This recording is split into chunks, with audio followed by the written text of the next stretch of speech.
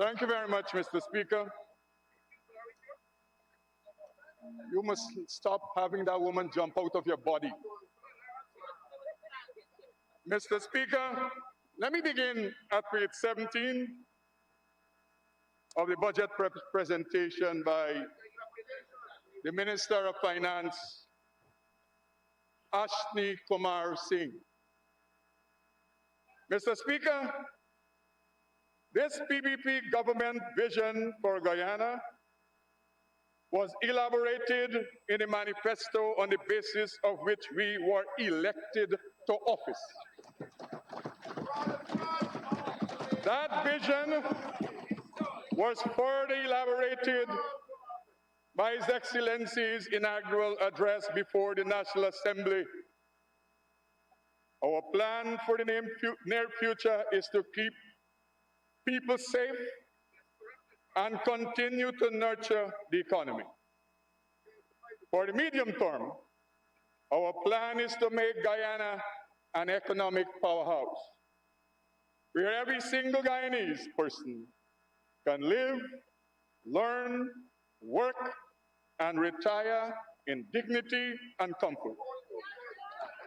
Where national prosperity is a reality, and where individual prosperity is a realistic prospect for all who are prepared to invest the required effort.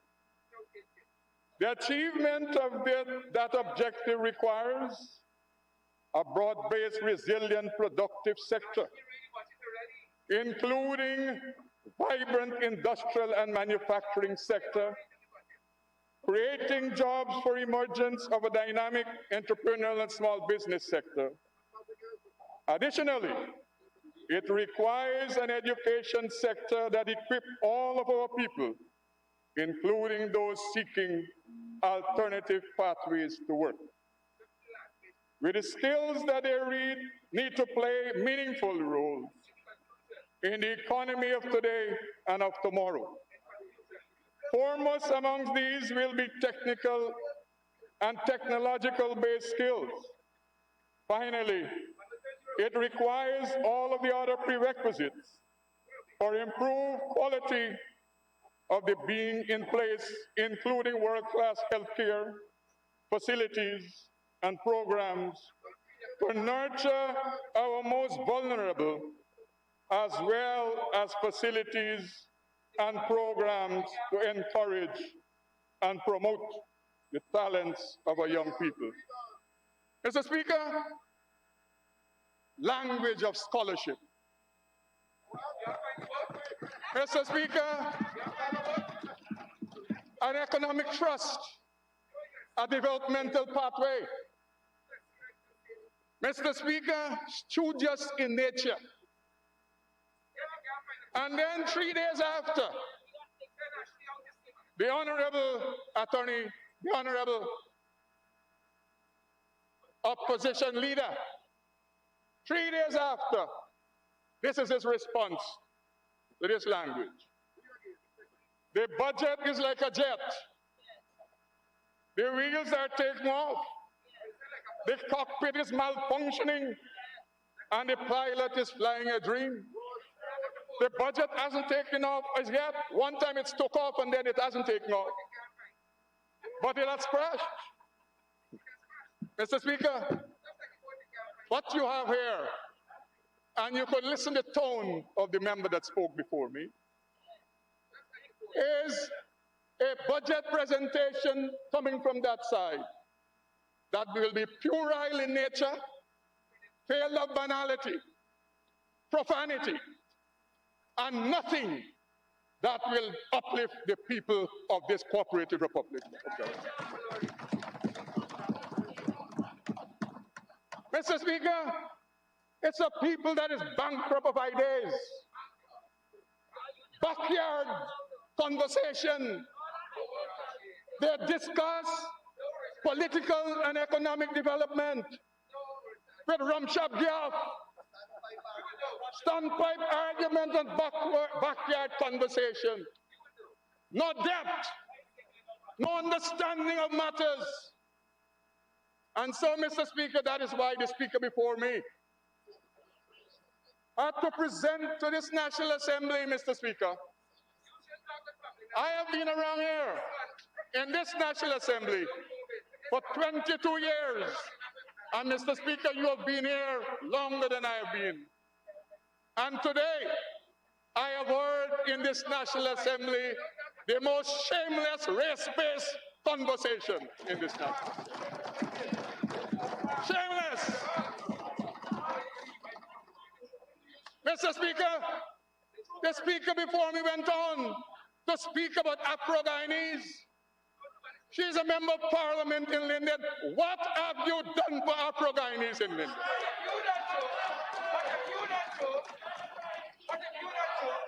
Your government was in power for 5 years. Is Linden a changed place economically? The answer to that question is N or no. Is Buxton a changed place? The answer is no. Is Annsgrove a changed place? The answer is no. Is Golden Grove a changed place? The answer is no. Is Denham still a changed place? The answer is no. Whichever region you go to, the answer is no, because the UPNU AFC did not deliver for the Guyanese people, regardless of whatever race they belong to.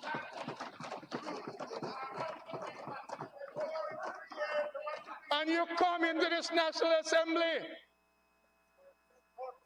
and speak all kinds of profane language, shedding tears for Afro-Guyanese. You had your opportunity to deliver goods and services for Afro-Guyanese. What did you do? N-O-T-H-I-N-G.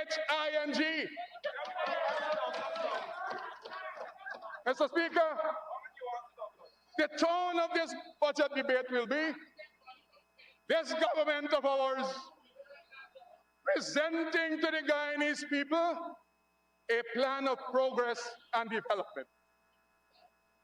And over there, what we will have is bankrupt thoughts, nothing of substance, nothing that will change the lives of the Guyanese people. And that is the reason why, let me say this, you could shout how much you want over there. The economic development train has left the station. You cannot stop it. You cannot hold it back. And that is the reason why today you are becoming irrelevant even among your own supporters. Nobody listens to you and your nonsense talk. Nobody cares about you because they know you have nothing to offer to this country. Mr. Speaker, and then many persons recognizing that that ship of nothingness is sinking, they're jumping off of it. Who jumps off a good ship? And so, Mr. Speaker, what you will have a gentleman who will stand up here someday in this week, a fuel smuggler, and a person who is a tax evader will tell us about jurisprudence and law and constitution and good governance. You will have another gentleman who set up a gun license corporation to benefit himself. Talk about how good their government was. And then you will have another gentleman who will stand up and he will speak about the virtues of UPNU and AFC. But what did he do in government? All kinds of corrupt transactions, selling out state lands. Where is the signature on it? Mr. Speaker, and then you will have bangles, bed sheets, and pillows. He will speak also about his virtues. A man who has taken government money and he has bought chest of drawer and bed sheets and pillows and pillowcase. Shameless. And then you will have The other lady who requested not a bangle like his, she wants one that is the leaf. Mr. Speaker, oh, and then, Mr. Speaker, you will have the great calypso will be sung very shortly. Chagdas, Liar the Liar will speak to us about all these virtual classrooms. Even though the teachers, they say, don't exist, even though the children say don't exist, even though the media went to the schools and it don't exist, I am confident, Mr. Speaker, that will be repeated in this National Assembly, that shameless untruth. Mr. Speaker, and then you will have on that side of town the man who used all kinds of fraud to acquire $5 million of barber chairs and mirrors. He will speak about Afro-Guyanese and what we're not doing for them. But the same gentleman, Mr. Speaker, he threw off land, a Rasta man and his wife who was on the land for 30 years. They were Afro-Guyanese. Mr. Speaker, and then you will have the person who told great untruths to the OAS and the leaders of this world. Mr. Speaker, and then you will have profanity coming from the lady that jumps out of a man's body regularly. Mr. Speaker, and then you will have, speaking after the lady that jumps out of the man's body regularly, Yuri's cousin, I'm told she is doing Ponzi scheme where she resides. Mr. Speaker, and then you will have the other gentleman who cannot account for $155 million of sled money. He will regale us with how much he has done for our Indian communities. And so, I saw the other gentleman is not there. He took $5.7 million of state money and he bought some flying pigs with it.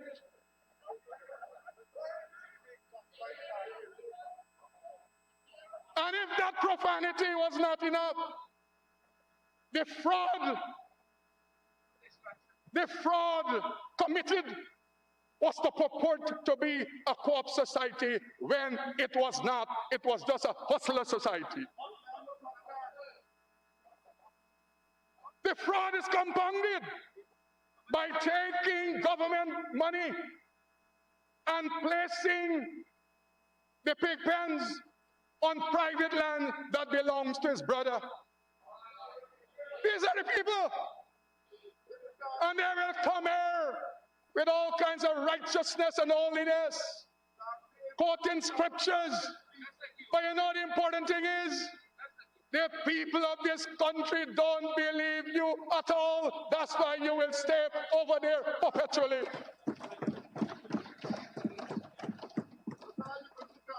The same conversation, Mr. Speaker, that you heard from the speaker before me, the same conversation, Mr. Speaker, they took to the population in 2020, and you know what was the end result?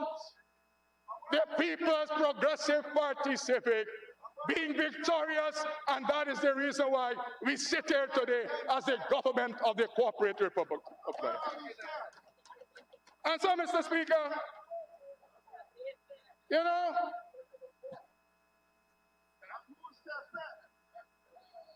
the ministry that I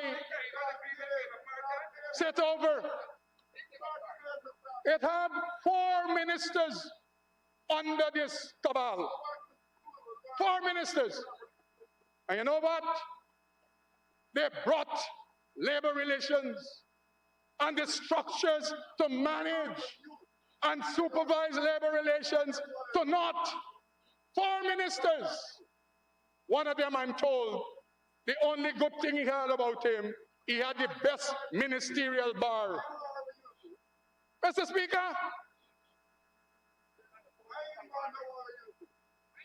Mr. Speaker, sir, none of the things you say will matter. Nothing you say will matter.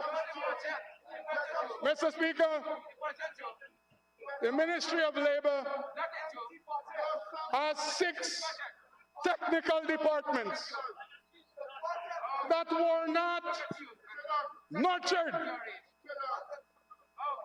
Mr. Speaker, our people were dying under the stewardship of this government. Mr. Speaker, they were dying in the mining pits. They were dying in the construction sites. Yet the APNU AFC government saw it not fit to train and to employ more occupation safety and health officers. In a matter of 5 months, this PPP civic government, we have increased the complement of occupation safety and health officer from 9 to 30, threefold, because we recognize the importance of the lives of our people on work sites. Mr. Speaker, the Occupation Safety and Health Department, presently, we are reviewing legislation to deal with the oil and gas sector. These people were in government for 5 years. They paid no attention to it. Now attention. It's like if we did not need safety and health. Secondly, the COVID-19 pandemic came upon us, and they did not understand that it was important to include in the framework of managing COVID-19 the occupation, safety, and health. So, Mr. Speaker, this year, we will ensure that in every region, first time in the history of this country, we will have occupation, safety, and health officers placed in all regions in the Cooperative Republic of Guyana to supervise the work of people.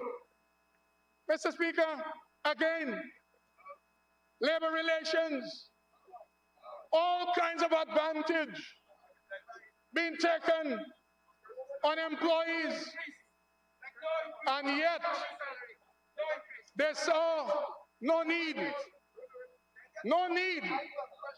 to increase the complement of labor officers. In 5 months, we will increase labor officers' complement from 16 to 26 and ensure that in every region outside of Region 4, 2 labor officers are placed there. Mr. Speaker, nonsense said the fuel smuggler. Mr. Speaker,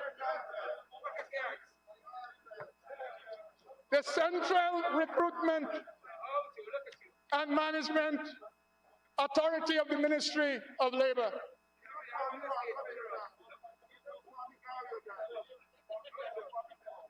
the role of the CRMA, Mr. Speaker, is to contribute and examine the social development of Guyana, providing effective and efficient employment services to job seekers and employers.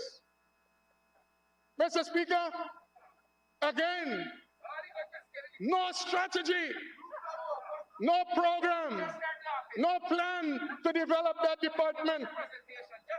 It was left in the hands of a pedestrian who purports to be minister, a man who the court ruled was not even qualified to be in the National Assembly.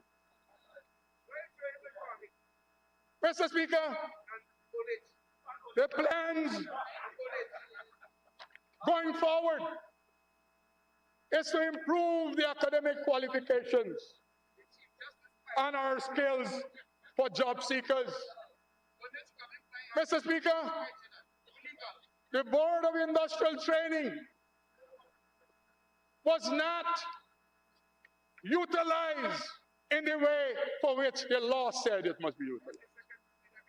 It was more designed to service Region 4 and Georgetown. Today, the Board of Industrial Training and its programs will be expanded to every region through the length and breadth of Guyana. Never before it has happened. We have already appointed Board of Industrial Training officers to every region in this country. We hope to train 3,500 persons through the length and breadth of this country in the next year. Mr. Speaker, recognizing the importance of a collaborative program to deal with skills training, already, Mr. Speaker, myself, the Honorable Minister of Culture, Sports and Youth, and the Honorable Minister of Human Services, we have already sat down to cooperate and to collaborate and to jointly execute programs through the length and breadth of Guyana to give skills to the Guyanese people. What did you do? What have you done? Other than scream, other than talk nonsense, what have you done? Put your short ship on the line. Mr. Speaker, the member before me spoke, and the member said, Honorable, there is no transformational program in the budget. I mean, could you believe that? Could you believe that when the tenders for the execution of the Demerara River Bridge is already out there? Could you believe that? The Quarantine River Bridge, the feasibility study is already there. Mr. Speaker, could you believe that the highway project that Bangles could not do in 5 years is on its way? Mr. Speaker, APNU AFC is incapable of APNU AFC is incapable of conceptualizing anything big. Incapable. APNU AFC went to the negotiations with ExxonMobil, and instead of asking for $280 million signing bonus, they asked for $18 million, and they were just happy. Happy. And so the people are not fooled with your theatrics. You have now resigned yourself to dealing with the last straw you have. And it was articulated by the speaker who spoke first on your behalf today. Race baiting, racism, that's the only thing you have left. Nothing of substance. Nothing to speak about the development of this country. When you condemn any program we have in this budget, there is no program you can put to match. You have no substitute for any project. You have no substitute for any program.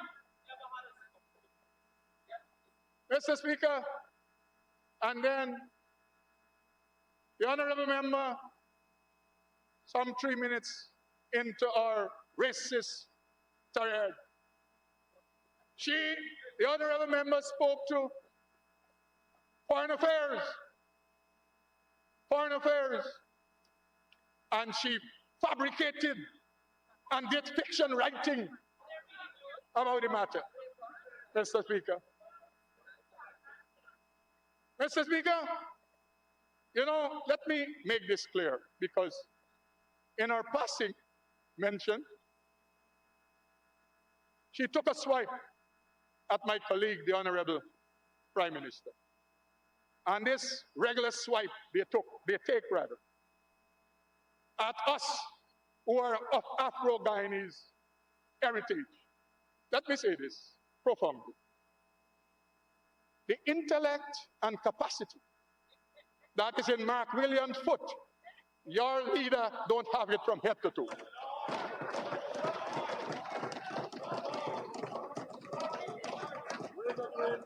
I hope that put that to rest, so that none of you over there can stand up and start to continue again, because you came primed not to speak to this budget.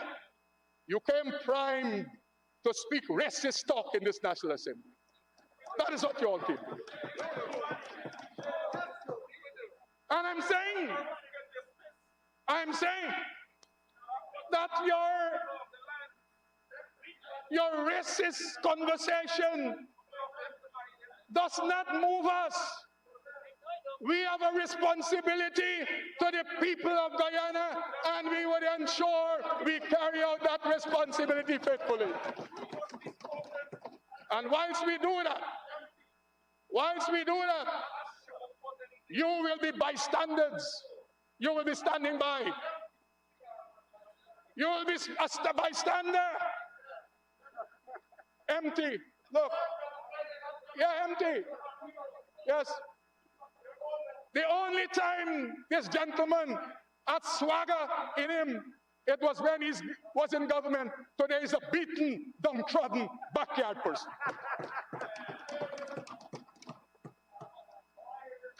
Has now touching society, Mr. Speaker, because government has been taken away from him. Mr. Speaker, so bangles are over there. We have, Kwame, you brought your bangle? Mr. Speaker, we continue training of our officers. And just yesterday, I had an engagement with the Chinese Association. And it is the first time, Mr. Speaker, where the Ministry of Labor will be ensuring that our officers be given language training to deal with the influx of migrants, Portuguese, Spanish, and Mandarin. Never before. This cabal did nothing. They could not in their head conceptualize the need for that. Mr. Speaker, the Public Service Ministry speaks. Mr. Speaker, trade union recognition. Trade union recognition. Of the girl or the boy going out? Which one? Honorable Minister, I recognize your time is up. You need 5 minutes to conclude. Mr. Speaker, I wish to ask for a 5 minutes extension in keeping with the agreement. Thank you. Thank you, Honorable Minister. Honorable Minister, you may continue. Mr. Speaker, you hear the screams over there? It is like when you throw hot water in a pig pen. It means that I have done well in the last half hour. The screams, no, Gail, don't give me 5 more minutes. I will be very diplomatic in the last 5 minutes. I will not speak about the untruths to the OAS. I will not speak about the bangles and the leaf bracelets. I will not speak about the gun license. I will not speak about the fuel smuggling. Mr. Speaker, let me say this. No, I will not speak about the classrooms that don't exist. Mr. Speaker, what is clear? I started putting before this National Assembly profound statement on page 17 in the budget presented by the finance minister of this government. And I, even before the first speaker spoke, predicted that there will be nothing to match anything that will be said over here. Nothing to substitute, because no substance exists over here. Banality, profanity, puerility, that is what you will hear. Oh my God. Nothing that is progressive, nothing that is uplifting, nothing that speaks to the economic viability and development of the lives of the Guyanese people. Nothing they can put on the table in the next 4 days. Nothing. What is important to note? The next time you block the road, you will know whose voice will go. Mr. Speaker, the next 4 days, we will be treated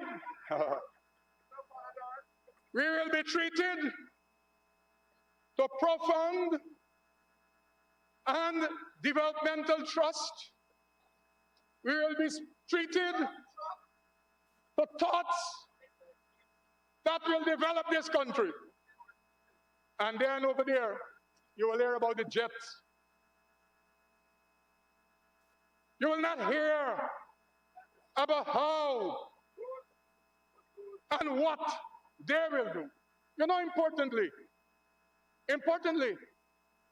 the APNU AFC, they have 3 regions that they control.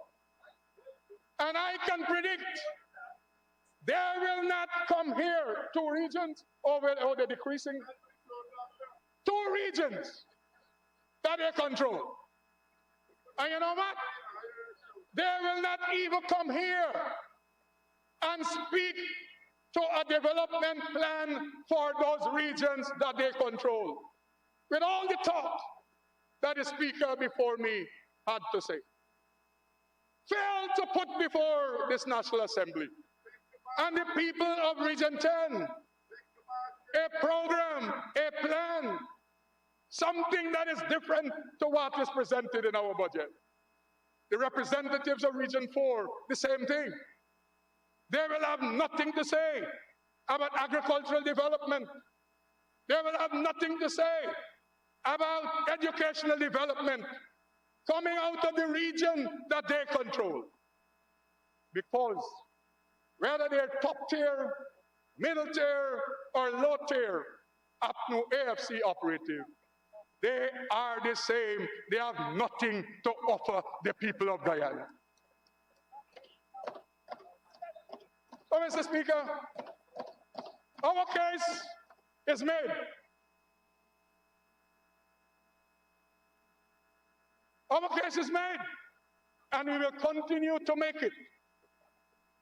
And we are sure, we are confident, like the people of Guyana accepted our arguments at the March 2020 elections and elected us to government, they will continue to support us to ensure that this country is transformed. Thank you very much, Mr. Speaker.